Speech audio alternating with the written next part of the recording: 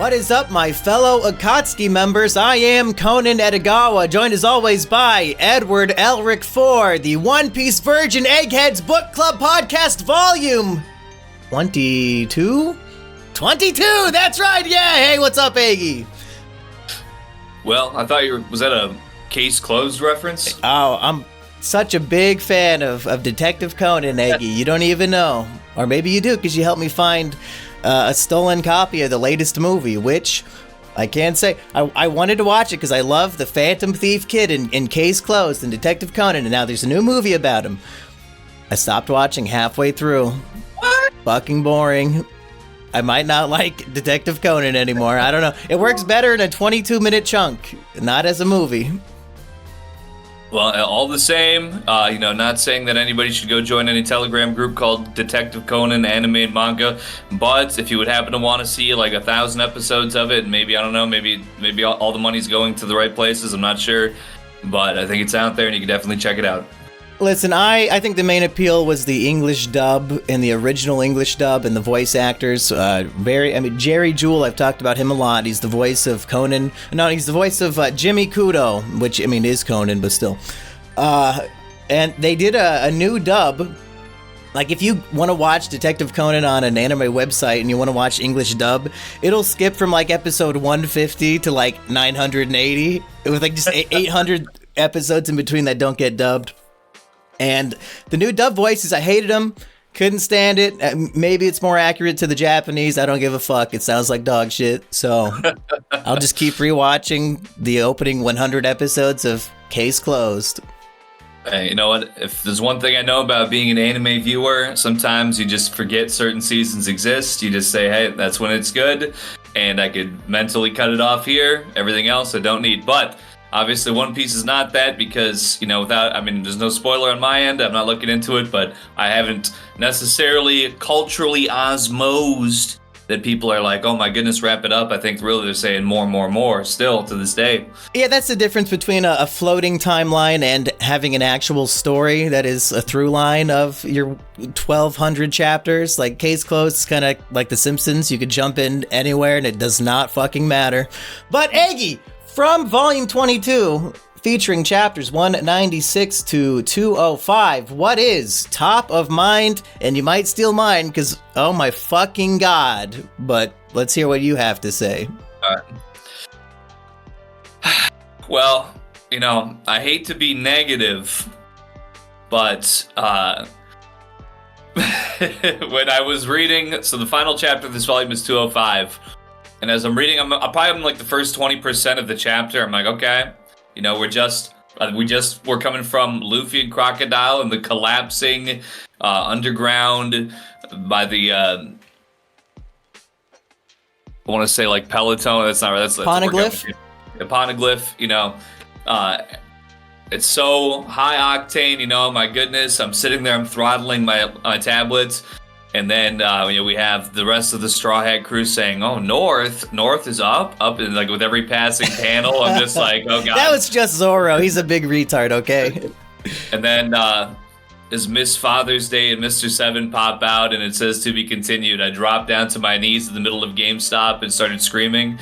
It is what it is. It's an extremely high octane volume, but that's just the negative top of mind, because they say negativity is like a little harsher. It strikes you a little more, gets a little more provoked for a response. But so what exactly is the criticism here, though? That you wanted to see what happened next and that it ended? Because that just sounds like a good thing. Well, yeah, but I thought the volume, this is a volume that contains chapter 200. No dragons, by the way. But, I just thought, here we go, and it's so, like, we're so much there, like it's just boom, boom, boom. I thought maybe that last chapter, we're getting crazy action scenes, and it just, so that's just a slight nitpick, but yes, really a better thing overall when you think about it. But besides that, I just would have to say that I made an accurate prediction a few volumes ago. Oh, which one? Well, we're thinking about what could you possibly do with Mr. Crocodile and his sand powers. As I said, well, I'm trying to think, if you capture it in like a case or something, I mean, the sand's still floating around there. How would you keep the sand from like floating around? Well, the sand that doesn't float around is underwater. And well, let's just say that this volume contains a chapter called Water Luffy. I think that is chapter 200. And it is chapter 200. So that is probably my top of mind here. I think maybe we got a little taste of that in the first round with Luffy and Crocodile, but at the same time, this is just total vindication. You know, if you didn't read it the first time, you didn't pick up on it the first time, now it's just absolutely guaranteed that this is how it is. And then even in round 3, he ditches the water strategy and he doesn't really have to do anything. He's naturally bloody. His fists are covered in blood because of the fight. So, like, has Croc had never been in a fist fight before with somebody who was bleeding? Is that what we're to believe? Is that how he's so cunning as a fighter? Is that he's just poisoning people as a sand shadow? And he's not really brawling it out like he is here with Luffy? Well, I guess he does, with the ability to conjure sandstorms and the ability to dehydrate. I mean, if he could just touch you and you mummify, maybe he hasn't had that Luffy, he gets mummified right here just by the grace of his poorly aimed water cannon. He just happens to rehydrate himself, but... it could just be that easy. Yeah, we'll talk about that. The Deus Ex. It's not even God from the machine. Like, Luffy did it, but it's like cartoon from the machine. Like, cartoon logic saved his life. But we'll get to that. So anything else from your top of mind then? And I'm sure we'll go through all this succinctly later on. Well, I guess, I'm really just dropping a lot of, maybe little spoilers here. Really, I'm just busting out the gems of the volume. But also, yeah, they get to the reading the Poneglyph. I'm thinking of hippogriff. That's like a magical creature. I'm gonna write this down so I keep not forgetting it. In the Poneglyph, it only is just apparently a history tablet and does not have the information that Crocodile seeks. So I thought that was interesting. Everything's been built around this. Really I think that'll be my final point of a top of mind point, but that was interesting to me. Okay, and we will get to all that, of course. I'm going to go chronologically through it. I do want to show, I got a brogy, and I'll say it's a doll, okay? I don't need to be no pussy. Oh, it's my action figure. Oh, it's my collector. No, it's my fucking brogy doll that my GF got me for Christmas. Go fuck yourselves, you jealous incels. Fucking awesome brogy, dude. Oh my goodness! Oh, it's a match with Eggy's shirt of himself. Should we go as Dory and Brogy to the next anime convention and drop? What else did we say we were gonna do? Fucking the Meow Band brothers. Yeah, Diamond Bucci. That's still a good one. I got to lose about 20 pounds still, but. I just saw a clip of me dancing on my most recent stream, and I'm definitely built that way. I was like, damn, I said, now I'm quoting the hillbilly doll from Aqua Teen Hunger Force, commenced at Jiggling. That's my new preceding dance message. I'm like, all right, just prepare yourself. They call me the jiggling potato. It is what it is, but I'm losing weight right now. It is too late for you to play Butchie in the live action, of course, but Netflix is sponsoring a remake of the One Piece anime that cuts out all the filler. It's all thriller, no filler. So maybe the new English dub, they'll need new voices, Eggy. Maybe we can get the Meow Band brothers, okay? People say we should do voice acting. Why not? Meow, feel the strike from my kitty claws. I'm the gay one. I want to fuck Zoro. I think he does want to fuck Zoro. When was my partner a lesbian? Woo! Ooh, yeah, can I play her as a lesbian? Now I can be a trans lesbian, the ideal for a young man. I feel like I'm a woman, but I'm not gay. I still want to be with chicks, dude. Okay, I'm sure. No, my real top of mind, as we talk shit about trans people for the 8th episode in a row on our One Piece podcast. Fucking Hachi's cover story. Listen up, folks. We were saying, Hachi's redeemed. What a saint. What a good old boy. He was just in with the wrong crowd. No. It turns out this epic trade-up story that's supposed to be delightful and cute. Oh, I trade the meat for the ring. I trade the ring for the trident. You're not supposed to trade the mermaid to bandits. You motherfucker! What do you? His old friends from some fishman, some fake fishman pirates or something. What do they call themselves? I wrote it down here. Tough bruisers called the Macro Fishman Pirate show up, and Hachi's like, "Oh, my old friends. Oh, it's all good." They say, "Hey, we got this map to the ultimate octopus fritter recipe, and that's enough for Hachi to trade not a human life. I mean, it's a mermaid. It is what it is, but life, sentient being, beautiful young woman, trades it to bandits for a map that is ultimately not even fucking real and leads to a trap." Eggy. Why would he? I mean, I guess he's a fish man, but he looks like he should be like the octopus variant. So why would he want? This isn't fritters for an octopus. I'm pretty sure this is octopus meat fried. So he's on some cannibal stuff. All in one volume. He's human trafficking and a cannibal. In a single panel, he has been destroyed as a character. He's a cannibal who trades women away. Horrible. Now, he might be redeemed. He finds out in the cover stories here that he was tricked and he has to fight a big octopus monster or something like that. But even if he goes back to now save Kami, I mean, Jesus, dude. What's done is done. Yeah, there's some actions. I mean, listen, he's never going to be redeemed in the eyes of that beautiful Murnami, so... but speaking of the macro fishmen, I must say, it was quite interesting. So when this panel came up to me, I watch a couple YouTubers. There's this guy, I've seen a couple videos of his name's King Cobra. Oh, okay. He had a girlfriend a while back called Naked and Laughing. And there's a fishman who looks like he's got like this extremely depressed, balding look. But this like extremely droopy, almost clownishly droopy face. Bears a striking resemblance facially to his ex-Flame, who I just previously mentioned. And honestly, this other fishman to the side of him, they've called him Mr. Carp before, maybe a term of endearment, isn't so unresembling, I think, of him in a certain way himself. So that was my first thought when I saw this chapter 197 cover story. I was like, oh, I think I've seen these people before. In fact, maybe even the portly gentleman with the large, egg-shaped head and receding hairline, maybe, and that was also very obese. I mean, maybe there's, some kind of strange coincidence here, but... You said the one with the ponytail looks like Jessica?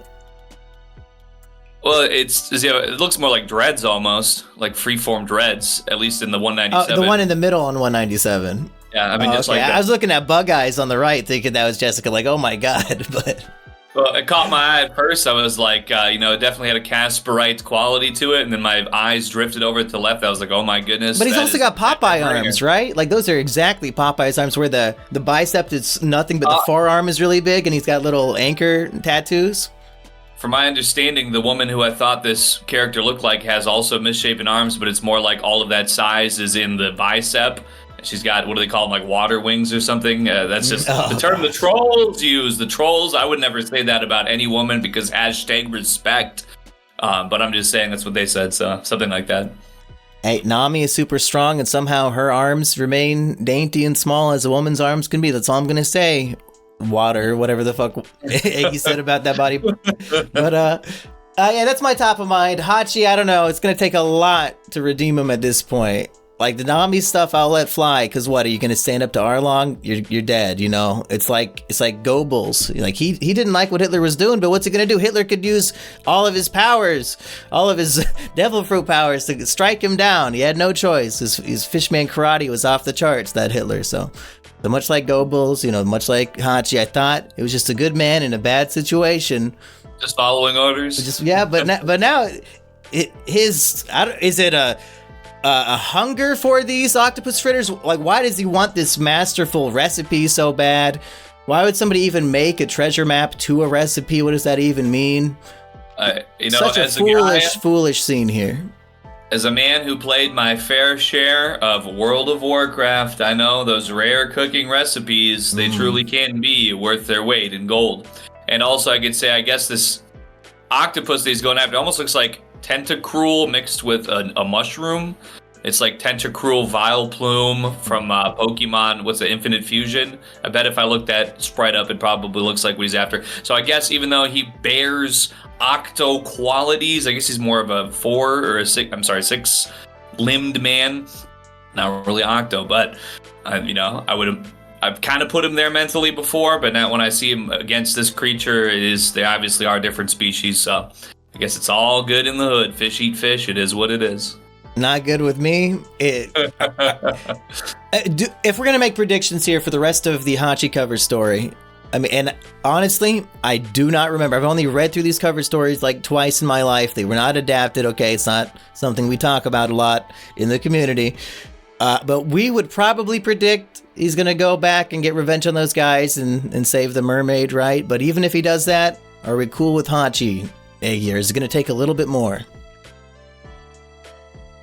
Well, it should probably take a little bit more. I could see that maybe he's going to defeat this octopus, and maybe somehow, even though the recipe, I think he said was a trap, but maybe he's going to defeat the octopus and he's just going to end up having the octopus fritters anyway. He's going to come back and feed everybody. Maybe he's going to come back and the bandits and their hostage are actually all, I think there's a syndrome for this. It's called the figuring it out syndrome, or maybe Stockholm, one of those two. Maybe they're all going to be getting along and just playing underwater cards or something, and he's going to show up. And they can all enslave the mermaid together? But no, if you look at the 205, he's already defeated the octopus, and he's pissed and rips up the map. Like it says, rage at being fooled. So... Okay, so probably more likely... Well, I mean, would he... So his next step would be to go get revenge on those guys, I think. Okay, yeah, I mean, this is the most angry we've ever seen him here when he's ripping up his map. He's got the whited out eyes, absolute brow furrowing to the maximum, and maybe his spikes even look a little bit crumpled up, like they're in a foul mood, even at the spikes on his head at the same time. But okay, should we move through this volume? I know people love it when we talk about the cover stories for 20 minutes every episode, but that's about it this time.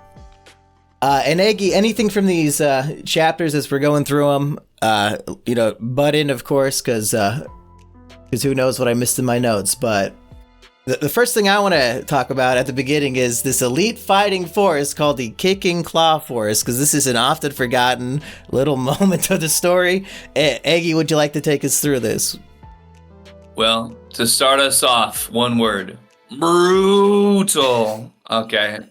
Listen, I mean, we've seen elite forces on the troops of multiple different people so far. These are people who are cut above. They work and they train their whole lives to be the greatest, and they're so for the kingdom. They say, you know what, we have the lethal the lethal potion. There was an alliteration there. But it's fatal basically fuel? like fatal fuel. Yes. The fatal fuel potion, basically, they're running at 999% power, but they're going to die within like 3 minutes. So it's time to go on an all-out offensive. So they go, this is for the kingdom. We're willing to lay down our lives. This is what we've trained for our whole lives. And then they just all swing at Crocodile at once, and he just dissipates and floats up to the top of up on top of the castle. And he's just like, oh yeah, by the way, I can do that. And then they all just go, ah! Yeah, he says, why should I bother to fight you? And as they all drop dead, Crocodile is laughing, and he says, this is the height of stupidity. And I thought that was so fucking, like you were saying, brutal, but like, and that is such a Bond villain. Like, you're watching the enemy, they try to take you down, and they commit suicide in the process. Of course, you're going to laugh and call them stupid. It's very cool and badass, a Crocodile. I'm on his side with this one. Like, those guys are fucking idiots. What were you thinking? You thought you could attack the man who turns into sand? Just because your strength is increased? That doesn't change anything. And, I mean, I get one for one, all for one for all, but maybe you could have had one guy just, like, stick behind just in case. Maybe he had something to give, some elite knowledge, but...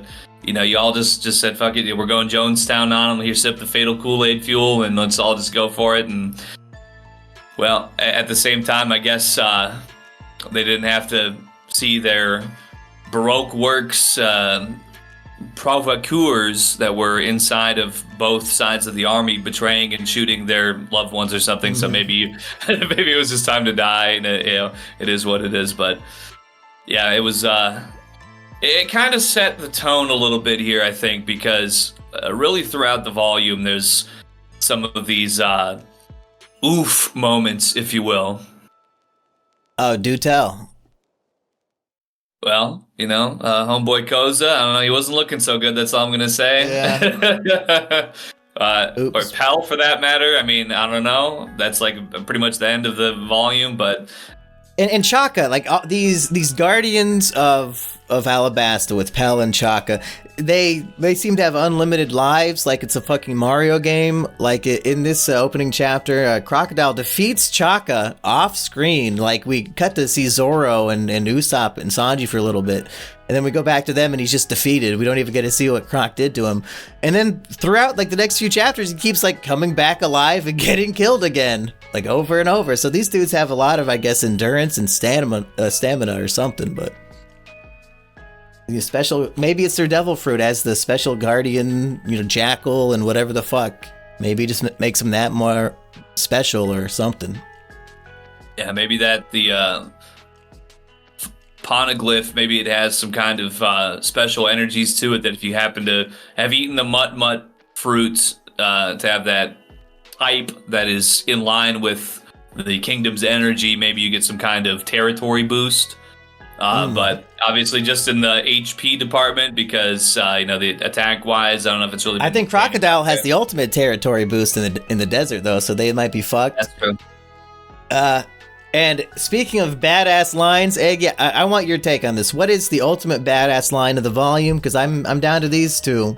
When Croc says, "Ha ha ha, this is the height of stupidity," or homeboy Koza shows up and he is shocked at what he sees. The king's all crucified. The hero of the kingdom, Crocodile, is laughing in the faces of the dying deities, guardian deities. And Nico Robin says, "Confused? It's actually quite simple. Just imagine the worst possible scenario." That's the coldest line in the whole fucking story. I would agree with that completely, because I was anticipating, a heel turn here from Robin, and well, it wasn't really there quite yet. I guess I didn't know. She got shit she wants to do. Like, why is she gonna? Luffy's helpless at this point. I don't know about heel turning on him. Well, yeah, the thing of it, I forget if this was that Luffy had returned yet at this point, but I kind of not at this line. No. Yeah. I could have seen it coming together, like, oh, he pops up, and then he's like, oh, what? And then, he might drop some info about, well, she helped me or something like that. But, yeah, she definitely seemed pretty chill about it. And, yeah, when it was a very extremely sticky, to say the least, situation. But, yeah, I would say that line from Nico Robin, I think, probably the heaviest hitting dialogue. From Koza's perspective, like, your entire world is crashing down in one moment, and like everything you thought was true is a lie. You've been leading millions of people to their deaths, like, based on lies. Just brutal, absolutely brutal volume for these hero characters. Yeah. It's just and then Vivi and Koza, they're like, okay, we gotta go stop the rebellion. And homeboy Chaka, he survives death blow number 1 to protect them from Crocodile for a moment before getting, I guess, disposed of immediately again.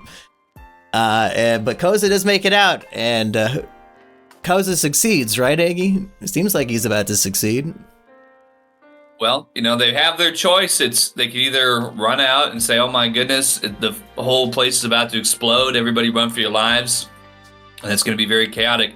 They say, you know what, we don't want to do all that chaos, let's just go out and calmly acknowledge that we've been told a lie, so don't worry about it. And Koza and Vivi, they get ahead of Crocodile, they're out there, they're getting to where they need to be in the right place, to speak their piece. The rebels are really just making their advance, and they see Koza with the white flag, He's like, oh, you've all been tricked. It's a trick. It's a lie. The royal army, they're submitting, so nobody has to fight. And who would happen to possibly pop up in the royal army but a familiar face that we've seen up on the perimeter before? Was it the same exact guy? I'm fairly certain it was the guy with the giant Baroque Works tattoo that's clearly visible on his entire arm. Well, he's part of what are called the Billions, so I mean, if it is just the one guy, he's the MVP of Baroque Works for sure. And we could look, because it probably looks just like him. Yeah, it definitely, because he's kind of got like a, just this demeanor that's kind of like, and I think, I recall that being the same visage of the person who provoked a false flag previously. But yes, and we also do see at this same time approximately somebody who's also one of the Billions who has infiltrated the rebel side as well in order to provoke these people into killing each other, which kind of a ballsy move, I gotta say. I mean, the guy who did it on the Royal Army side, it seems like he's always been a bit further back. I think the 2 times we've seen him, but this rebel guy, I think he was like really right up in the mix. So he might have just been getting his whole stuff blown up from a Royal Army attack. And I guess well, Crocodile then makes like a big sandstorm, fog of war, so nobody can really see what's going on. And then the Baroque Works are just shooting at both sides. So yeah. Kind of hard to stop a rebellion when you're up against superpowers and you got bad guys infiltrating both sides. So, like, what are you really supposed to do? I don't know how they're gonna... Even if they stop this bomb in the next minute that's up in the clock tower, spoiler alert, I don't know how you're gonna stop all this fucking fighting anyway. I don't know. Yeah, 'cause I mean...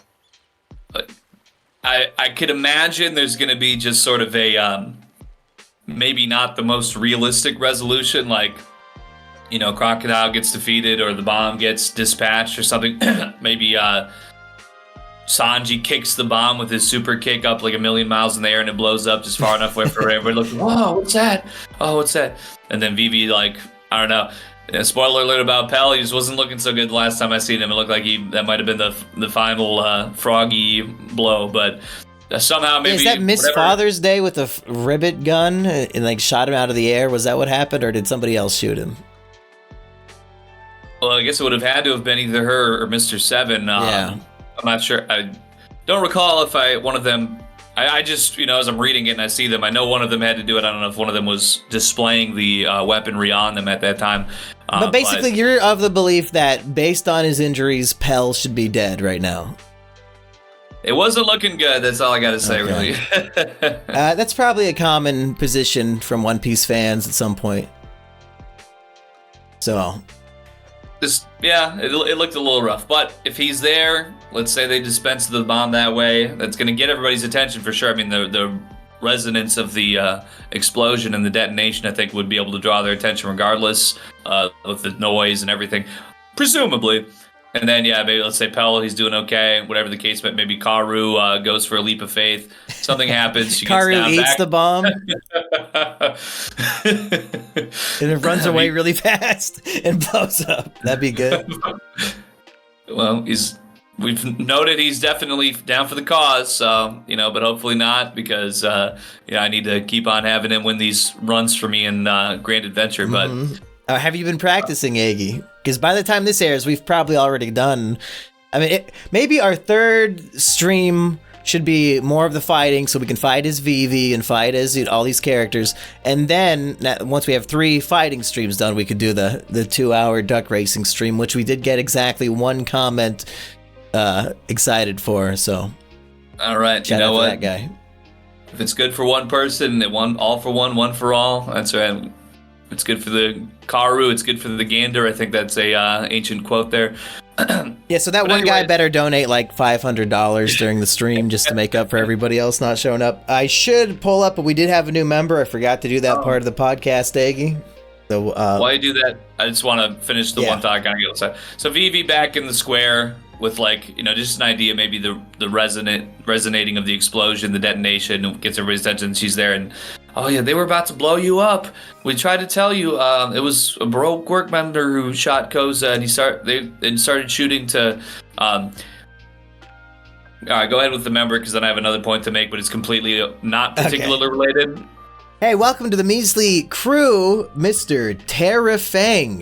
Tere Fang. Ooh, okay, all right. I'm feeling like a Nightblade kind of guy, maybe like a little bit of an assassin, like Terra Fang. That just kind of sounds like, he's in the shadows. He's kind of like a little beastly, terrorizes, a little Jack the Ripper werewolf, creepy.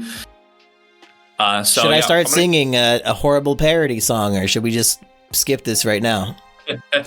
I'm Terra Fang, and I seem to be struck by you. Okay, that's enough. I don't even know who fucking sings that song. And really, he's going to be striking you. All right, that's my call for Terra Fang. That sounds definitely like the an striker? Assassin name. He's the assassin, okay. Sure, I'm down with that. We need an assassin, don't we?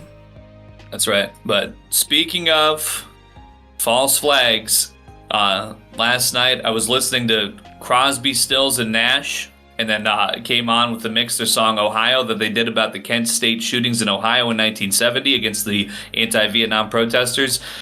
Fun fact, well, it's not very fun, but a fact, in 2016, one of the surviving members went into like this historical archive and they found a film reel. There had been somebody who was a student that for some reason or another had been recording outside of their dorm window the entire day, and they caught there was a guy in the crowd who turned out to be an FBI informant. He was the one who fired the first shots. He fired shots towards the guards. The guards reported in their trial that they had been taking fire. That's why they opened fire. He fired 4 shots, and eyewitness testimony was that he had a weapon on him that had 4 spent rounds. The police commissioner or something said that he said, oh no, that's not true. And then the forensics investigation found the weapon had been fired, but they couldn't say when. They couldn't put a time on it. Anyways, in 2016, after they reviewed this, they said it's definitely he fired these shots. They filed a FOIA request with the Department of Justice in 2019, and the FBI refused to unseal what they found about this informant because he's still alive and they've been hiding him, and it could have put him in danger. So all I'm saying is, oh my God, they never talked about I don't think there's even maybe 1 or 2 news articles in the entire world about what they looked into here. So what I'm saying is, folks, think about it. It happens more than you might know. All right, you might. The FBI is literally Baroque works, and the face of them, they pretend to be the hero of the country. They're actually trying to destroy the country from the good King Cobra. So we need to keep King Cobra, aka you know who, in power. Of course, I'm talking about Joshua Saunders. Should we go back into? Oh my God, Eggy. So. Really, we're reaching the lowest point possible for the heroes and the highest point for Crocodile. Because, like you said, Koza has just been shot down, probably dead. Pell's shot down at some point. They're all getting fucked up. Crocodile's holding Vivi by the throat over the edge of the castle wall. It's over. And he lets go, falling to her death. Eggy, could it be any more over? It's done. Luffy was killed, buried. Everybody might have won their fights, but it doesn't matter. Who can save the day, Eggy? What's going to happen next? Well, I will just say, just about 2 seconds of recognition that those poor Alabasta soldiers and rebels both, all they wanted was a better life, but provoked by something that was greater than their understanding. So RIP. And RIP Koza, as far as I can tell right now, because it wasn't looking good. Did you notice in the background there was a calendar and it said it was January 6th during the rebels attacking the palace? I did not notice that. That is surprising. I mean, yeah, that's true. That's interesting. Mm-hmm. Sure, that wasn't your time clock on your computer when you were reading? I guess it might have been, literally. Because I did read this a couple days ago, so yeah. Well, it goes like this, I tell you. We see Vivi, and she's just, her silhouette is decreasing as she heads down towards the ground, but all of a sudden, swoosh! Oh my goodness, folks, it is Monkey D. Luffy on the back of one Pell Pellington, swoops down just in the nick of time. In fact, it could not have been any more nicked to be able to get there just as she's about to make contact with the ground. He picks her up and saves the life of Princess Vivi. And I would like to point out, in chapter 198, you Nika deniers, go check this one out, because Luffy, in this ultimate heroic moment, in one of the greatest arcs in One Piece, he appears in the dead center of the sun. Is that right, Eggy? Beautiful shot of like the big round sun, and from the middle of it, we see the silhouette of Luffy flying in to save the day. Deniers will say it didn't happen. Go read One Piece. It's literally always been there. Always. And Luffy has strapped on his back a big barrel full of water and a hose, Eggy. I seen that and I was like, oh my. I think if I check the stats, I believe this came out before, just slightly before. It could have been maybe slightly after, but Super Mario Sunshine, it might have just been. Yeah. I'm not gonna lie. I think that Oda might have actually. It bears a resemblance, I will say. The release date, September 10th, 2001. Pretty great day. If I were, that's when this chapter came out. That's correct. Oh my god. Super Mario Sunshine. Oh, nope. It was released. Well, it says July 2002. So I guess just another happy coincidence. There's a lot of happy coincidences. Miyamoto ripped off One Piece. Confirmed? Well, but, I guess it's kind of interesting, actually. Oda, he's an interesting guy. To release the chapter, which is like so heavy on, oh my goodness, the false flag has just happened on September 10th, 2001. Well, interesting, but... I also want to take just a second here to mention... Wait, doesn't this volume end with there's a fucking a bomb inside of a tall tower? The Gothic Clock Tower, that's right, yeah. Like a twin tower? With a bomb? I think this one's kind of solo. I don't know if I saw another... This might be if there were two clock towers, they'd be asking Oda some questions. This is the one Arubasta Center. This was, maybe they had something in the past. Crocodile dehydrated the last one. Went into free fall after Crocodile dehydrated the structure. Interesting. Yeah, there's a lot of striking imagery to 9/11 for all these chapters that came out right around the same time. Like even Vivi falling from the tower. I've seen a lot of images of people falling from a fucking tower, dude. Oh my god. And there's something in the next volume or two that happens that people think is a direct result of 9/11, but that's just hearsay, rumor, nonsense. We'll get to it, but yeah, I used to believe it, but now I think it's probably bullshit. I guess I'll see what my mind can concoct when we get there. But speaking of minds, just these last couple chapters here. So that was chapter 198 that was released September 10th. The volume starts at 196. 196, 197, there are, in the midst of these great emotional things that are happening, we get a lot of interspersed flashbacks in the panels that are things that we've seen, Koza and Vivi when they were children, Toto, I think it was the older man's name, who's been out there digging for water. All these things are kind of flashing back, and I think it really does enhance the emotional impact that you have here, because it's just, you're seeing so much that's happening in real time that just seems to be so striking and induce this hopeless feeling, and then you see like everything that preceded it is, oh, was this all for naught? Like it really just hits you and really eats at you to set you up to be so engaged with any sort of comeback, any sort of reprisal that's going to make some of this right. And I might be wrong about this, but I vaguely recall Oda one time saying when he shows flashback panels, he does not like copy and paste them. Like he will redraw them and just... So maybe we compare them side by side, we can see like slight differences, but that'd be interesting to try. There is definitely when when you get to chapter like 1100 and the art style has definitely changed. Like there's one flashback to like a 16-year-old Luffy. So to see like just like the same type of Luffy, but in a slightly different art style, but flashback to it. I don't know.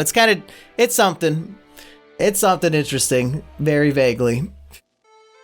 Should we move into chapter 199 and beyond, Eggy? Yes, indeed. So they catch Vivi as she's falling, but as Vivi says, there's no time for a big reunion. There's going to be a huge explosion, etc. But I really like this line. She says, "No one can hear my pleas." And we got Luffy with a big shit-eating grin. He says, "Don't worry, I can hear your voice." That's fucking right. That's right. Yeah, and that is such a great panel too, for his expression and just also the perspective on it.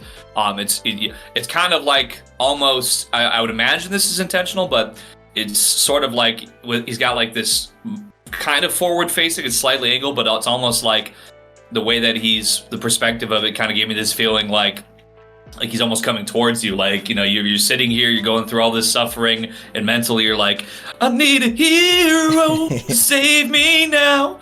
And then Luffy's just like, you know, I felt like I was being heard telepathically. My suffering was being translated into Luffy's understanding just through the text. And, no, maybe this is a little Mickey Mouse writing, but as they're landing, like, the entire crew shows up to the same spot, and they can all confirm, oh, Luffy is alive. And Usopp's, like, crying, like, oh, I didn't doubt it for a second, that kind of stuff. Sure, I guess they all showed up at the same spot at the same time. Why not? We got to get the story moving. They got to start searching for the bomb.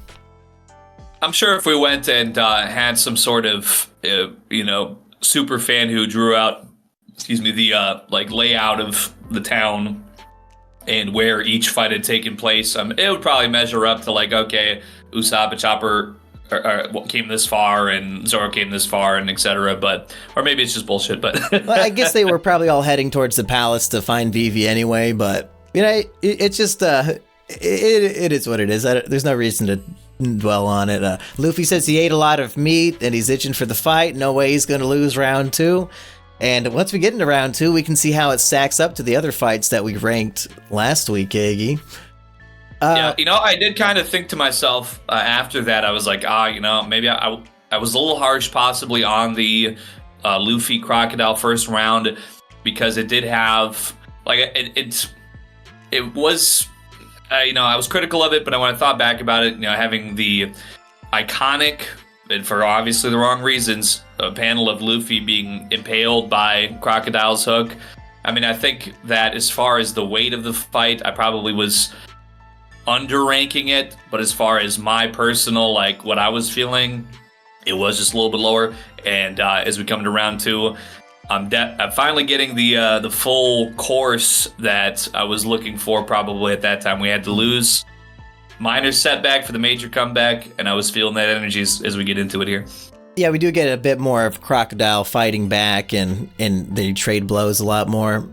And he does things with his Devil Fruit power that are beyond what most people seem capable of doing. Like, he can change the entire environment to be sand, and you know, I don't see anybody else doing anything quite that extreme with their powers, but he does say that he's always constantly trying to improve them and stuff. When the crew shows up, I didn't like this. Nami violently attacking poor Usopp because of the weapon that he graciously made for her. Didn't even ask for a payment or nothing, just a good old boy making a weapon for his friend. She misread the instructions and somehow still won with it, and she's mad at him. I don't get it. But... And, I mean, he's consistently, this isn't just like a one-off gag, he's consistently in a full-body cast. I mean, this guy, he's like on his deathbed of injuries. You're in the middle of his skull cracked. You're on the front line of a civil war with a man in a full-body cast, and the first thing you're going to is, this free weapon that you built for me that can change the weather. It wasn't good enough immediately when I didn't know how to use it, so now I'm going to attack you at your weakest and most vulnerable moment. Yeah, they had a lot of time to walk through the desert. She could have been practicing with this thing and trying it out before she was in a life or death situation. That's kind of on her for not training with her weapon, but... Nah, go ahead, attack poor Usopp over it. Speaking of great attacks, Luffy's going up to fight Croc, and Crocodile says, you can swing till you're blue in the face, you'll never hit me, and then double-page, huge panel of him getting fucking blasted in the face, blood splurting out. Beautiful, just in time for the chapter 200 extravaganza that everybody was looking forward to see what Dragon is up to, because of course we're going to see Dragon every 100 chapters. Well, if I was gonna say for chapter 300, do I want to see Dragon or Luffy's proportionally obese body from eating an entire barrel, perhaps? Well, shout out to Dragon, but I think I know what my choice would be. It is what it is. Yes, Luffy reveals, of course, he's using the water barrel so that he can strike Crocodile, and then in chapter 200, Water Luffy.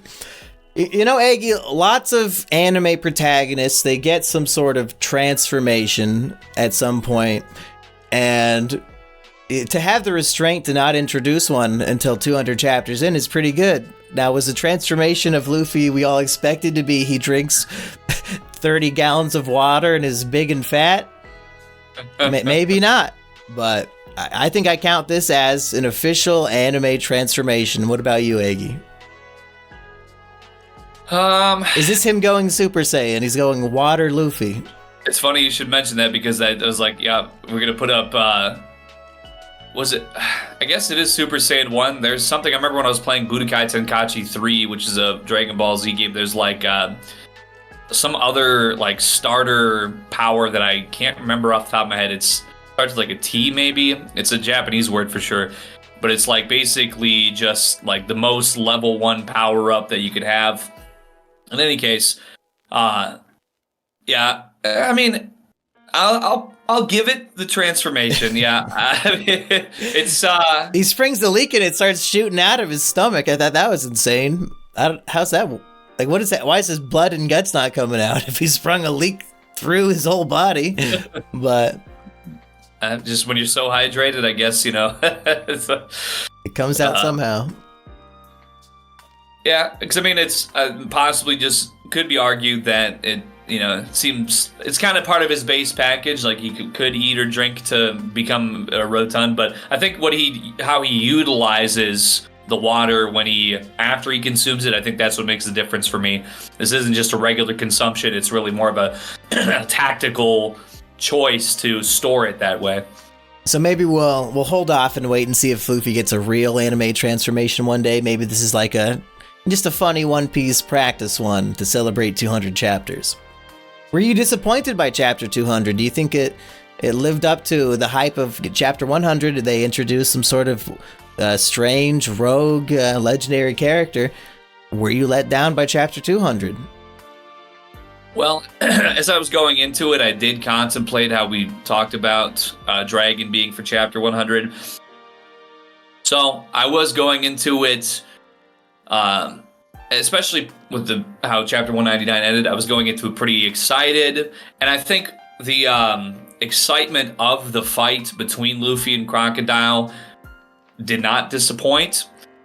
So I wasn't disappointed, but I was anticipating that something was really going to blow my mind. That didn't necessarily happen, so I did note that. You're supposed to be tricked into thinking that Luffy wins the fight, because it's like, it's chapter 200, the final panel is he hits him with like a gum bazooka really hard in the stomach, and he's just huge blood explosion.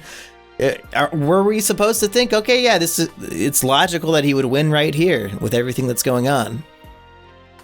Well, I suspected at least that the fight would conclude within the volume. So maybe that was my disappointment, like how I mentioned at the beginning, as I'm reading through and they're like, oh, how do we get to what steps do we need to take? And I'm just like, what we were just, we were here at 200 and now that's where we're at, like at the end of the volume. I'm just like, come on, let's go. You were in the mode for watching the end of the fight, and now it's been postponed again, pretty much. It's like a blue balls for fighting. Yes, yeah, that's exactly the feeling. Yeah, well, imagine slugging through the fucking anime, dude. Oh my god. When you get blue balls in the anime and you have to sit through like 8 more episodes of dragged out nonsense. You just want to watch Luffy punch the bad guy and they won't let you see it for hours. But yeah, like the 5 minutes of the chapter versus 23 minutes of the anime. Very fair point. And yes, just so the audience knows, I think I still what did I watch up to like episode 18 or 19 or whatever, and I've still just been just reading the manga ever since, and I haven't gone with the anime. We've watched random shit. What did we watch from Alabasta recently? Was it Luffy and Crocodile fighting round 1? Yeah, that's correct. Yep. Yeah, that was pretty good in the anime. Anyway, even after having these epic fights, Sanji and Zoro, you'd think they'd be down for the count, but the fodder enemies of Baroque Works are still easily defeated in mass quantities by these two, so you can get them down to 1% health and they'll still kill fodder like it's nothing. Yeah, I remember last week I mentioned how Zoro seemed to bounce back after the punishment he was taking from Mr. One, comparatively to the recovery that was needed after Mihawk. Now, Mihawk and Mr. One are at 2 completely different power levels, so there's that. But even so, I think, the recovery time for Zoro and adrenaline, I'm sure, is playing a part here. We're in the middle of an ongoing war initiative that's taking off. It's going crazy. But I was still impressed by... I thought maybe they might at least hint a little bit to well, I only got a little bit left, but it should be enough. But now they just are like, hey, let's take 2 seconds. Yeah, literally 2 seconds to kill all those guys. Yeah. Here's another good line. Maybe, hey, is this even more badass than Nico Robin's line? Luffy says, "Hey, if you're the 7th warlord, then I'm the 8th." Just completely take the whole concept of the 7 warlords. Luffy's like, "Fuck that! I'm the 8th warlord now." I mean, what is Crocodile? I keep saying over and over again, I think the line in the here is ideals or being idealistic is meaningless if you don't have the power to enforce your ideals, something along those lines. So he's all about might makes right. I mean, why should Luffy not be a warlord if you're a warlord and he's, knocking you silly and, beating you up and keeps outwitting you even after you leave him for dead twice previously, and he's just keeps coming back for more, and he's knocking you on your behind. Seems like warlord material, if you ask me. Well, I mean, if Crocodile gets defeated, wouldn't there only be 6 warlords? So Luffy could just replace him. But I think it's a funnier line in the Japanese, because instead of saying 7 warlords, they say Shichibukai, which is its own word, which means 7 warlords. But so to say... I'm the 8th one in response to a word that has the word 7 built into it, I guess. It's funnier for them, I suppose. But it's still pretty good here. Luffy, after almost losing his water barrel, realizes, hey, you can't threaten me with that if I just drink it all right now. And that's when we get Water Luffy, of course. And when he springs the leak... I like this. Nico Robin fucking dies laughing. She thinks it's the funniest shit ever. So I really love it when Luffy makes Robin laugh, which happens quite often.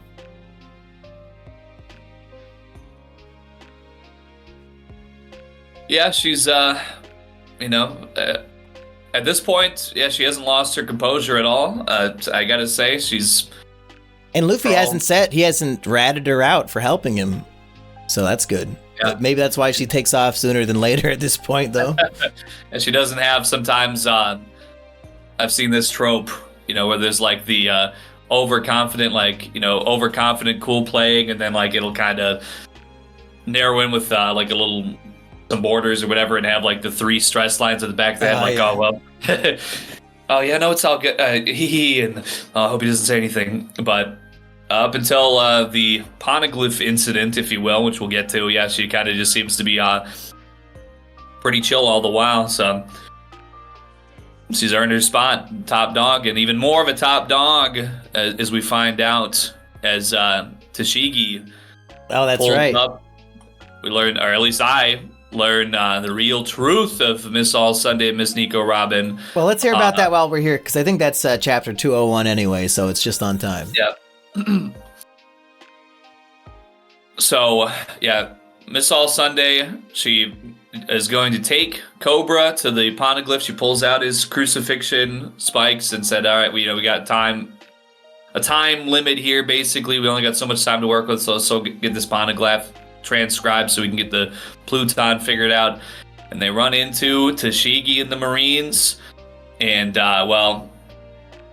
a Marine happens to recognize after some limbs start sprouting out around the Marines. He's like, oh, I think that's Nico Robin. You know, she was the child menace. She was a literal child with a 79 million berry bounty. At the age of 8, yeah. Yeah. She was accused of sinking 6 Marine ships. Do you think an 8-year-old with limitless limb sprouting abilities, how are they sinking 6 ships? Yeah, I wouldn't expect that a bunch of child arms would be strong enough. Like, I mean, I guess if you have, this is like the. Is there a self-destruct button that she like? What? How is she destroying ships? There's just a cork. It's like a fucking Looney Tunes. Like there's a cork in the top, like a arm just pull them out and it sinks. The daintiest little butt, and all of a sudden, you know.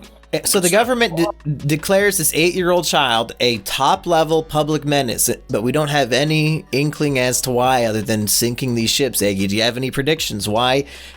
This mysterious woman, you know, Nico Robin, you wouldn't suspect that she's been some villainous presence since the age of 8. Like, my God, what is she doing as a child, Eggy?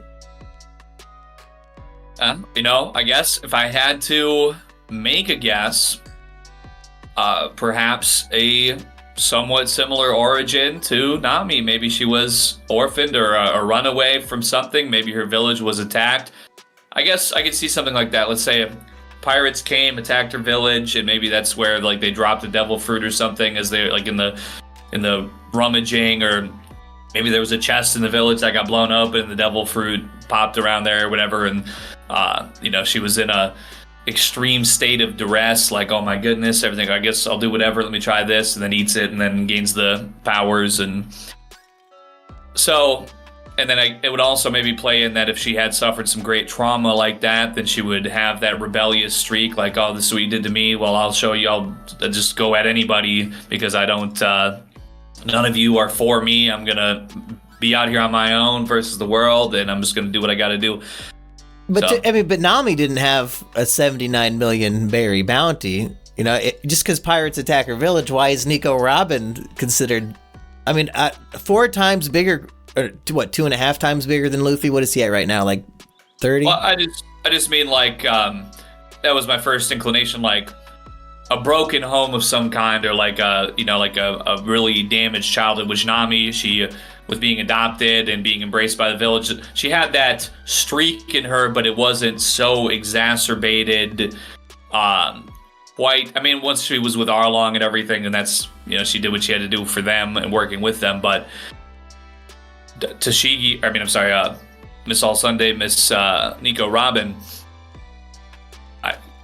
she might have got taken in by Baroque Works at 8 years old. Maybe we'll get some inclination for that. But she just didn't. If she had taken the devil fruit, had this mean streak, and didn't have that proper guidance of a parental figure, even if it was somebody who had adopted her, I think that would be the difference of where Nico Robin might have been steered versus where Nami was steered.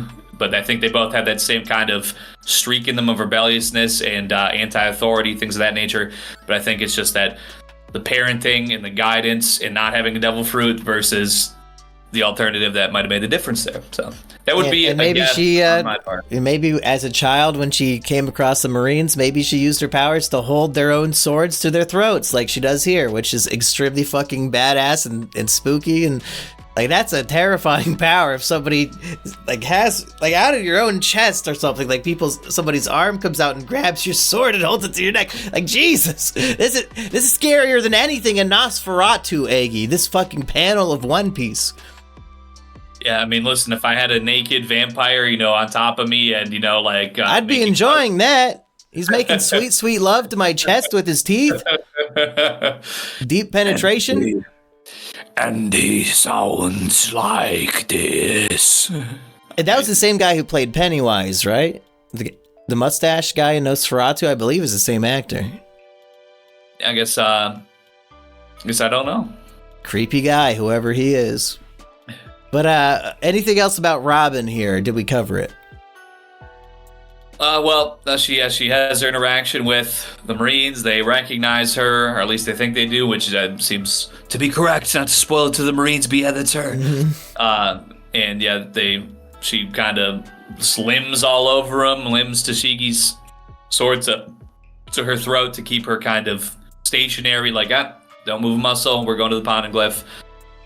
And we end the chapter here where, unfortunately, Luffy, he fires his water cannon out of his mouth, but it does not connect.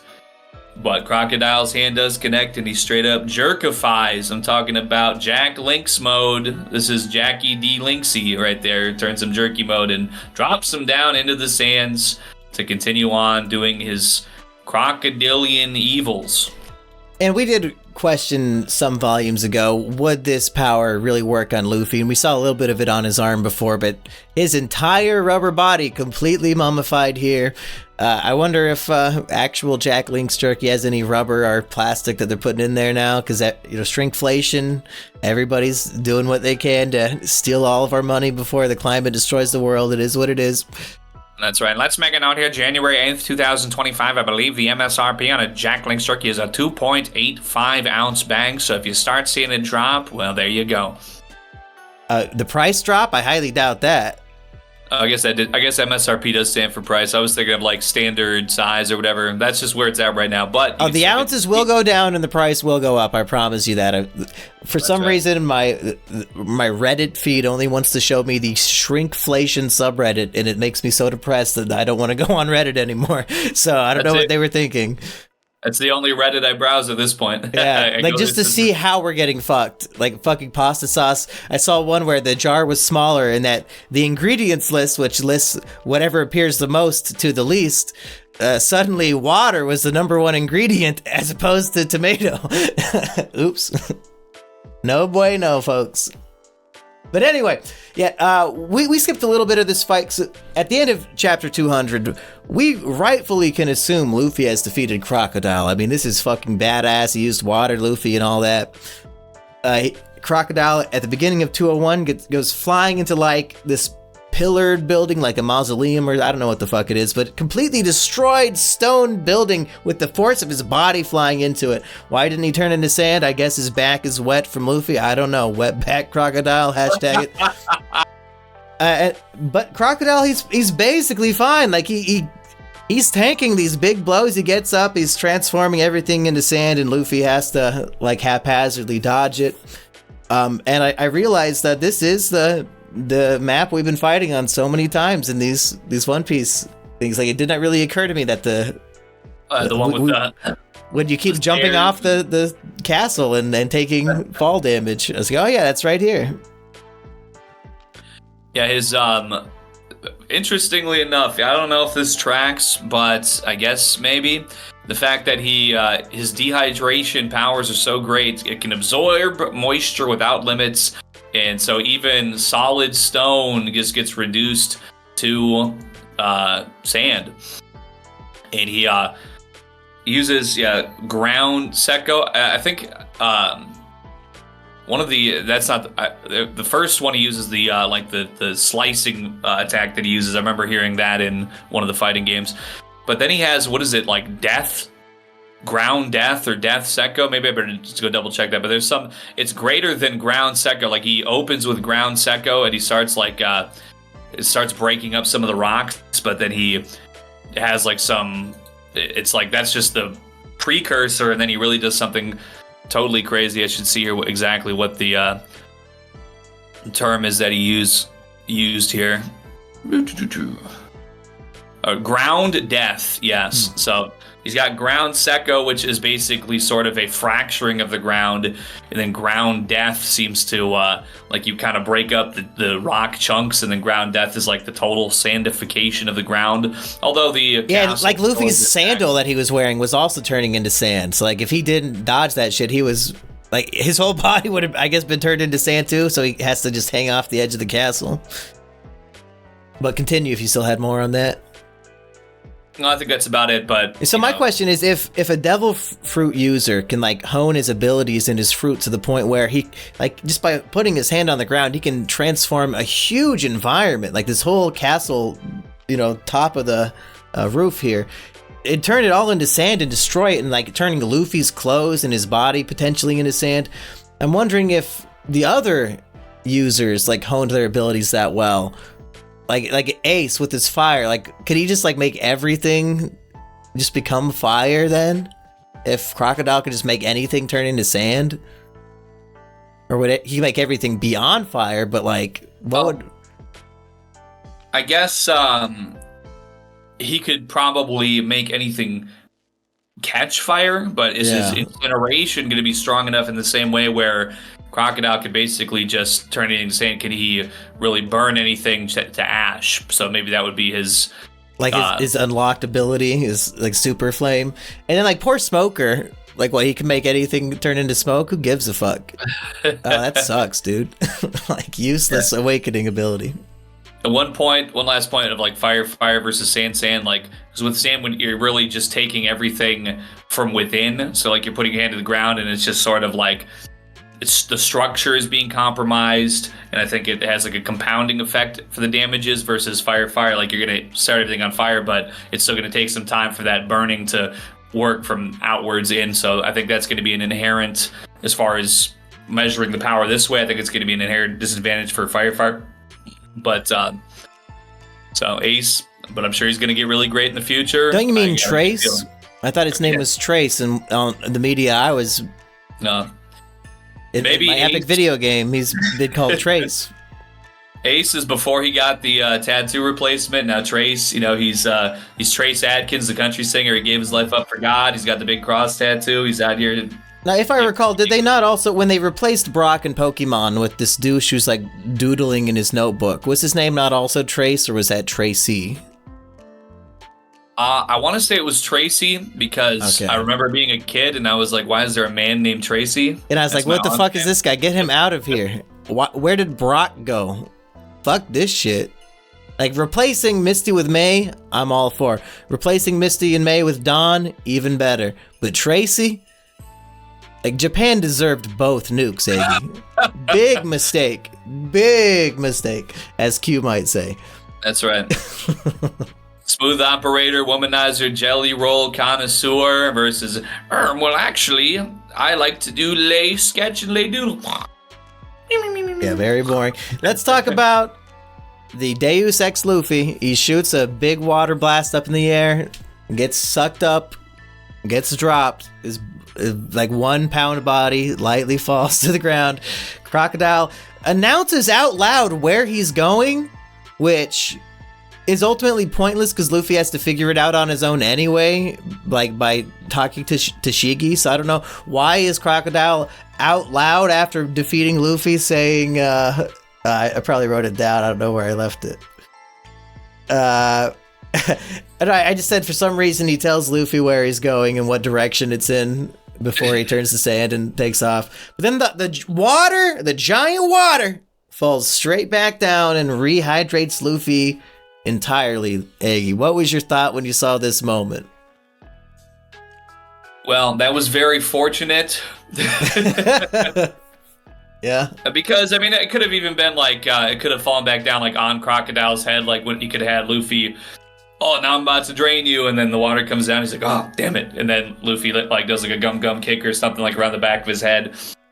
So there was a couple ways it could have gone, but I guess I'm happy that it made contact with him on the ground, because if it like fell to the side, it would have been pretty tough. They're really working with a tight schedule here. Yeah, speaking of tight schedule, at one point when Luffy's chasing him down, he like collapses and takes a nap. Like, there's only 3 minutes left, dude. Like, was this a 1 minute nap? It must have been. Did I read that correctly? Because it looked like directly preceding that, you see like the frog gun shoot, I think, and I think it hits him like in his leg or something, and that's like why he... No, not Luffy. He wouldn't care about a bullet. I think the frog gun was shooting Pell down. Or somebody. No, Luffy's he's exhausted and he keeps collapsing. Because he needs more meat, I guess. Yeah, pretty poor timing. I mean, I guess, wouldn't be the first time that we've seen this, that we've seen Luffy kind of just go down like that and say, hold up. I think he's bleeding a lot, so maybe that's why he's so weak here. But also the blood allows him to hit Crocodile, so yeah, give and take. I guess that is a good setup for that. So we have Robin taking King Cobra down the stairs, and she explains that she can read the poneglyphs, and that's the only reason why Crocodile teamed up with her. Do we have any predictions or guesses? Like, how does this character know how to read, like, basically ancient Greek when nobody else does? Maybe that plays into her larger bounty. Maybe she was able to like put her arms and hands inside of like some vault to like open it from the inside. Got into some secret ancient knowledge. Maybe that was part of her early piracy as well. You know, she had to make a living somehow. She was just a child out there, you know, getting whatever she could to survive. Maybe she did some looting of sorts. And especially if these poneglyphs that only evidently she can read, if they have information that leads to nuclear weapons, yeah, that's probably pretty bad. You probably don't want that person out and about. Yeah, like extremely high-level espionage that could lead to the destruction of entire countries. That sounds like a pretty fitting way to earn a 79 million berry bounty as a child.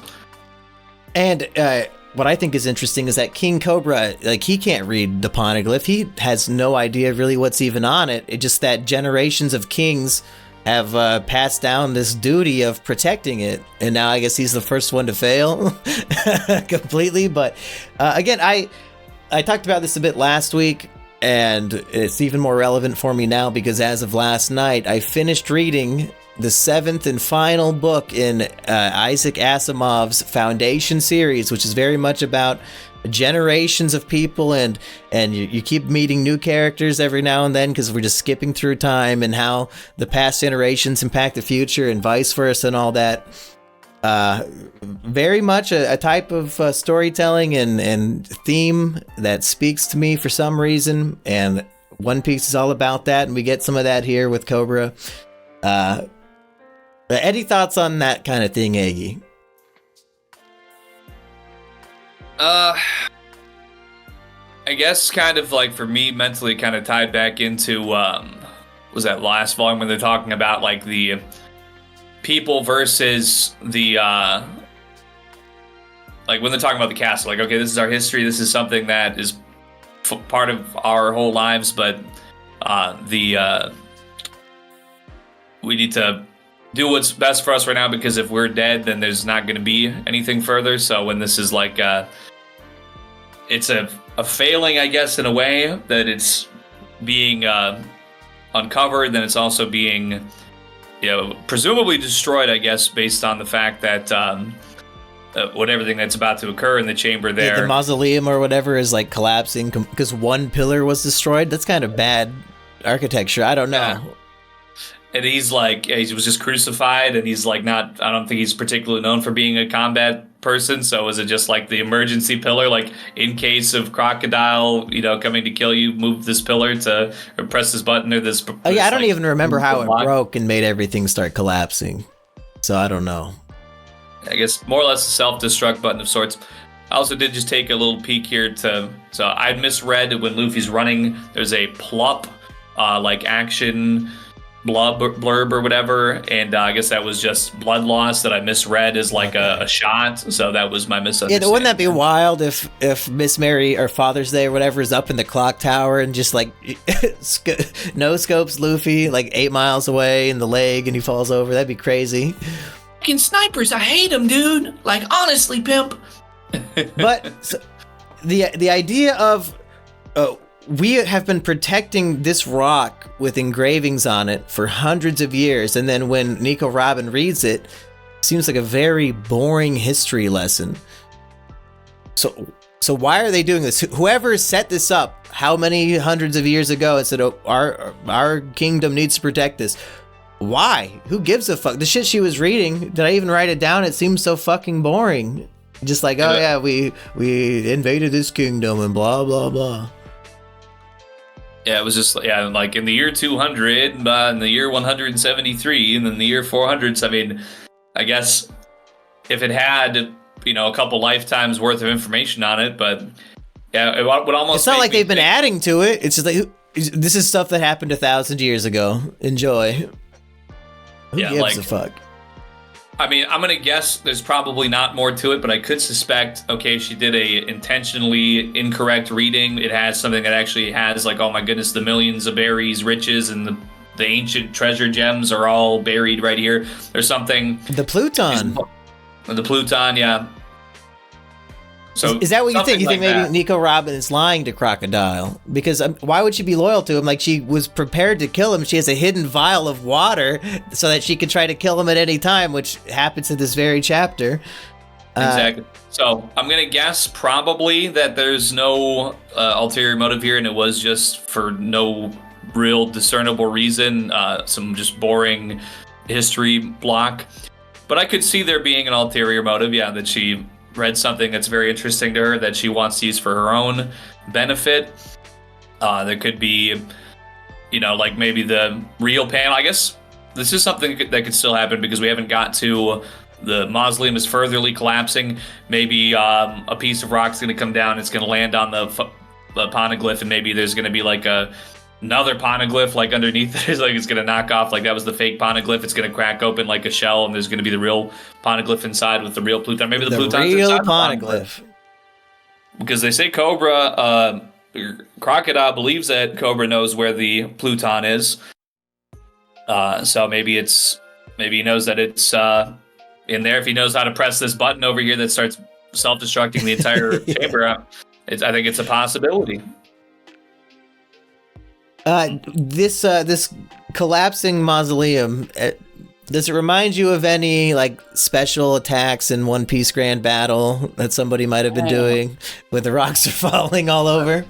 Well, now that you mentioned it, it kind of reminds me of the fully charged Mumkey D. Luffy super attack. I think is suddenly coming to mind. Do you think you might see that next volume somewhere? Well, I didn't think. I mean, how long is this shit gonna collapse for? It better be next fucking volume. Yeah, we see, this isn't just, even besides the fact that the bomb is set to go off, which he mentions, we're all going to be buried here in a moment anyway, and then he'll just dehydrate all the rocks until it's sand, and he'll climb out of the sand, or he'll just, turn into sand and fly away or whatever. Everybody's dead but Croc at this point. Yeah, I mean, we're seeing real large, like, multiple foot long and wide chunks of ceiling that are falling down now, so this isn't just some little gravel shaking around. When Robin reports, there's no information on the Pluton, it's just history, he says, okay, I'm going to kill you now. Your usefulness is done. All I wanted this whole time was for you to read this fucking rock, and it led to nothing, so... Like, not even gonna try to find another poneglyph that might have the information he wants. Just, nope, gonna kill the only person who can read it right now, fuck it. And she does her trick with the vial of water and sprouts an arm on him to try to splash him and stab him, but does not work out. Yeah, he's pretty charged up right now. Yeah, I think regardless, he's ready to pull out the poison hook and everything. Mm-hmm. The vial, that ain't gonna cut it right now. There was a brief, funny moment earlier when all the Straw Hats are trying to find where this bomb is, and Usopp is impersonating Crocodile to try to get into his mindset to see where he would put it, and he does an impersonation. I thought that was good. With his one finger that's not casted. Yeah, maybe he was inspired by when Luffy was impersonating Sanji when they were trapped in Crocodile's cage a few volumes ago that I don't even know if we mentioned on the show, but we are coming close to the end here, okay? Luffy shows up after taking a, 50-second nap. Canonically, it would have had to be. That's all the rest he needed. He's ready to fight. He says, he sees the trap door with the stairs going down, and he says that looks crocodile-ish, and that's also the title of the chapter. So I wonder what did they have in the Japanese for crocodile-ish? I wonder if that was also much funnier. Well, I have the what do you call that, kanji or whatever here. Let's see if I can get a translate on it. Translates to crocodile-like. Okay. So maybe submerging. Crocodiles, they submerge in the water. Maybe submerging underground was a crocodile-like thing to do. Yeah. just the idea of secret passage going down, that seems like right in line with all this bullshit Crocodile's doing, I guess. That sort of thing, I don't know. Another funny Usopp moment, him and Vivi are getting cornered by a bunch of bad guys, so he pulls out the Usopp chalkboard and starts scratching his nails on it, and it's very effective. Everybody's covering their ears in horrible pain. That is literally also in Bobobo. Just panel for panel, exactly the same. A Don Patch or Bobobo scratches up a little blackboard, and the bad guys go, ah. So, shout out. Are you ready for Bobobo Virgin Podcast, Eggy?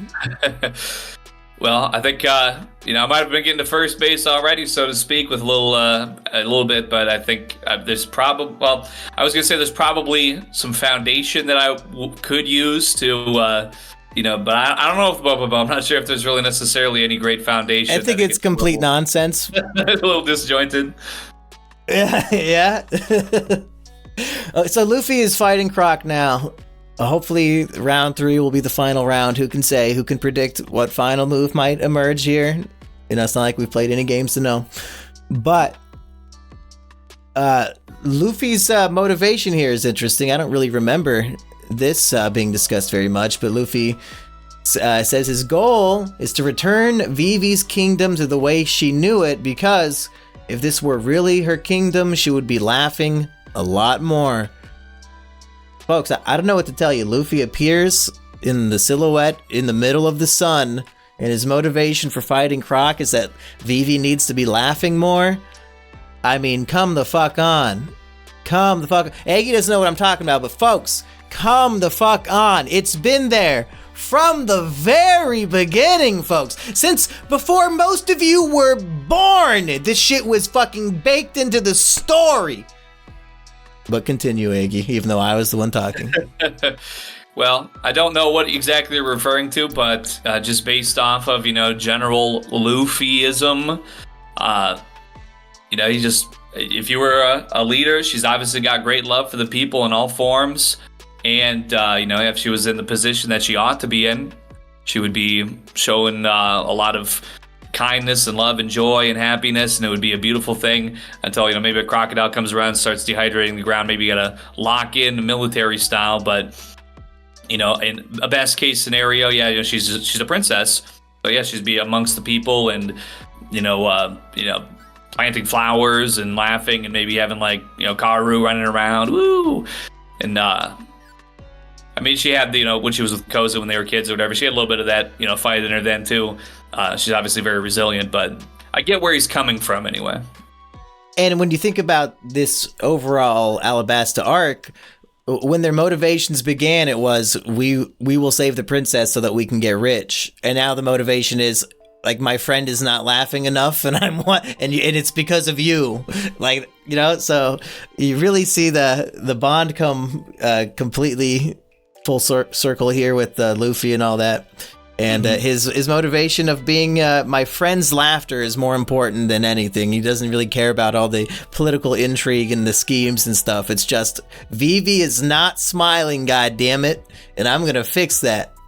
That's right. It's really the big brain take when you think about it. It might seem very surface level, but at the end of the day, when you take away all the Reddit debates and all the upvotes and all the well actuallys, it's all about who's just loving life and having a good time at the end of the day. And living on fruit. That's right. And that's when, after getting punched and kicked a lot with Luffy's blood-coated body parts instead of water here, Croc, he's going to take it serious now. He takes off the gold plating on his hook, and like Eggy said, he's got this horrible poison hook underneath. And by the end of the volume, Luffy gets cut with it, and his back is cut and the poison's infecting him, and it's fucking steaming off of his back. So even if he wins this fight, I don't know how Luffy's gonna survive. He's horribly poisoned and he's in a collapsing mausoleum underground. Do you have any predictions for how all this is gonna resolve, Eggy? Honestly, I think maybe that was also a reason why it was my top of mind in a gold earn it kind of way, because guys, everything's just at the everything's maxed out. We have King Cobra, he's over on the ground, slumped over. We've all been there before. The mausoleum's collapsing on him. It's collapsing on Luffy and Crocodile. I guess Robin's down there too. The Straw Hats, they accidentally drew attention, but the Marines helped them out so they could get up to the clock tower. They're up there. Now they're quite injured. Now we know that Zoro and Sanji could take on these fodder people, but I mean, Usopp still casted up. Nami, she could probably help out, but who's going to be the 2v2 here? I'm not sure. They're going to just quickly swarm them just to get their hands on any possible explosives, get that out of the way. I'm sure that the Mr. Seven and Miss Father's Day don't want them to get anywhere near being able to stop it, so they're going to probably have to fight to some extent, but I think 30 seconds is like, was it maybe not quite the final panel, but very close to the final panel of 205, where it's like 30 seconds remain, to be continued in volume 23, and like just as it reveals the Baroque Works people. So I'm like this as I got down to there. I mean, I'm like, that's about what I was mustering at that point, because I was so on edge, and I'm reading through the chapter and I'm waiting for some kind of resolution. But in fact, Mo Baroque Works, Mo Problems, I think, as a hip-hop artist once said. And there's plenty of problems right now. We have a bunch of lives on the line as far as the soldiers and the rebels both. We have the Straw Hats. They're kind of in a more compromised than usual position. They have 30 seconds on the clock to get over on two Baroque Works agents that they're not familiar with. They don't know what powers they have yet at this point. And the mausoleum is collapsing. Luffy could get struck and killed literally any second. King Cobra, we'd probably rather he doesn't die, but he's ready to die. But if we could help him out, long live King Cobra. That's right. In any universe. That's right. Yeah, it's everything is very much compiling towards an ending. Like, whether it's a good or bad ending, Luffy's poisoned, shit's collapsing, a bomb's about to explode. Surely it's all gonna end in the next volume, right? Well, historically speaking, I think originally I thought it was going to end like 3 volumes ago or 2 volumes ago. So historically speaking, I haven't really been on point here. But I mean, I just do not know. I knew Chaka was going to crash out. I remember making that prediction. I was like, because that was the last that we saw before it cut away to Zoro's fight. We saw Chaka. He was like, "Grr." So I knew Chaka was about to just do whatever. He's going to rely on his Jack of Powers. So we're there. And I guess I must not have been paying attention that there was more Baroque Works people. I don't know if we saw these two specifically at the dinner table. No. At the casino with everybody. So this did catch me by surprise. So you know what? Fair play to Oda there. Yeah, the Mr. Seven and Miss Father's Day are very much suicide bombers up in this tower on this volume that was released September 2001. Mm-hmm. Well, to be fair, 205 was actually October, so to be fair. But so this could have been written. Maybe he drew this on September something or other. Yeah, because it's always like a 3 or 4 chapter buffer between what he's writing and what's being published. So yeah, I think that's safe to say. Oda predicted and really manifested 9/11. And I mean, with all what we've been saying this whole series, I mean, it makes sense. He knows who's pulling the strings and he's calling them out. Right. It's those damn Baroque Works. Eggy, what if I told you in the next volume, volume 23, what I would say the vast majority of One Piece fans consider to be the most iconic panel in One Piece history is in the next volume, Eggy. So next episode, I want to see if you immediately will know which one it is. Well, I should hope so. I've been browsing anime websites for 21 years, or maybe approximately 21 years at this point. So I should hope that I could recognize it. And I will say this: I am going to bet that it will conclude in the next volume, because I mean, besides for the fights, if there wasn't the 30-second time limit, then I would say, okay, you know what? I could see, okay, they're going to drag out the Baroque fight a little bit. Maybe there's some other thing going on. Maybe the Billions are over here and they're causing some chaos with, they're doing something goofy over here with the troops and the rebels again. maybe the sand's dissipating now that Crocodile's got other things that he's focusing on. But just on account of the time limit and the collapse of the mausoleum and everything like that, it has to at least reach a conclusion, and then maybe there's going to be like an after that could possibly be in 24, maybe like the first chapter or two of 24 is then leaving and out of Alabasta, whatever's going to happen next. But I think that, there's just too much going on and too much of a clearly defined time limit that is very small. Something's got to pop. Are those your final predictions for next time? Yep, I'm not sure exactly how it's going to happen, but those Baroque Works agents are getting their keisters kicked. That bomb, it's either getting defused with some kind of diffused fuse fruit, or it's getting thrown up. It's getting thrown up in the sky. Maybe, you know what? Maybe Usopp slingshots it up like to the moon and makes it blow up there. And I believe that he will win. I'm talking about Luffy versus Crocodile. And I want you to plug Water Luffy versus Crocodile into our rankings of the fights in Alabasta. Let's see here. What did you have as number one? Was that Zoro? Yeah. Okay. And the fight with Zoro was largely based on, like just how powerful he was. But I feel like the satisfaction here of Water Luffy versus Crocodile. So are we counting that separately from the Mausoleum fight? Yeah, that's round 3. Okay. This is Blood Luffy. So for the points I've made on today's episode, where I'm saying, like in the first couple chapters, we have such an emotional buildup, such a pit in our stomachs, and these flashbacks are really driving it home, and then it's just so satisfying to take place. It would be higher, I think, if there was, even if it's going to be my number one right now, it would still be overall more preferable to me if, just saying, if there had been maybe a more definitive conclusion versus, getting jerkied out, and then, your water flies around and comes back and hits you again. But I think just for the emotional impact regardless, I think I'm going to have to put it up on top, to be honest. Oh my God. Maybe retain all my previous, and I forget how I had the bottom two. I think I had Luffy down there. Maybe Nami was under him. That might still stand, I guess, but I think maybe, because the Sanji and Mr. 2 was pretty entertaining. That might outweigh the iconicness of Luffy getting speared for that first time, to be honest. But I think just for that reason, the emotional whiplash here and how satisfying it is to finally see Crocodile get a taste of what he's got coming to him, I think that's going to put it up top for me. Yeah, all those panels of Luffy hitting him really hard and he's got blood splurting out. It's beautiful. It's what's the word?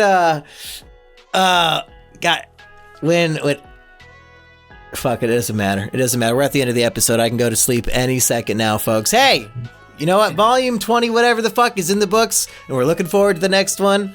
Eggy, what do you want to plug this week?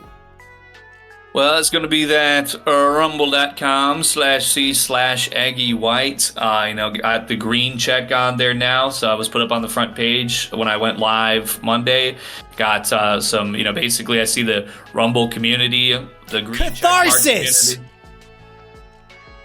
I remembered the word. It was catharsis. Yeah. It was kind of like partially cut off. It sounded like forces. I just shouted some random shit at you. But it seems like the green checkmark community on there, they're for each other's, because I had a bunch of green checkmark people I'd never seen before. I even got raided. Somebody raided. Oh my God. So I'd never seen anything like it. I mean, it was a pretty laid back stream, to be honest. I was just kind of chilling. I started a little bit later. But anyways, I'll be on there. We'll be live this weekend, Friday night. So it's going to be dank as the typical, although it might get a little dicey. I don't know. I've decided that I've been operating a group chat for, I don't know, probably a while now, probably about maybe a year or something. But all it is just mostly people arguing constantly. And I think there's a guy who's been arguing for like 16 hours straight. So I think I might be mercy killing the chat for people. So I don't know. They might carry over into my live chat. It might be a freakish situation, but I guess there's only one way to find out. You can't just remove the bad actors. Like every now and then, the Mumkey Discord just has to remove Toot for a few months, and then Toot chills out. Well, I've done that, but there seems to be a vacuum of sorts. Like if somebody gets removed, then it's like the remaining people are like, yeah, that's right, we got him, a total victory for us, and then it'll be, no, I'm the one who got him kicked out. No, I did. Oh, you want to fight? No.